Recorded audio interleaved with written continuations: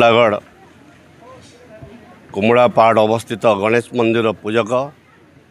आज को 19 वर्ष है छोट शनि मंदिर टी से प्रभु शनि महाराज विराजमान कर पूजा पाते ताहा आज 19 वर्ष पर संपूर्ण भाव में नूतन मंदिर निर्माण करागला से आमर शिव मंदिर खसुआ बाबा कमिटी तरफ एवं मानस साहू मंटू साहू जे कि यही शनि मंदिर को निज दायित्व रे नहीं तैयारी करने ताहा आज संपूर्ण हो जाइए एवं से शनि महाराज विराजमान कर नूतन मंदिर पूजा पाउंट एथिरे आमर प्रत्येक श्रद्धालु आसी अनेक बाबा माने आसी 5 दिन काल एडारे नाम यज्ञ एवं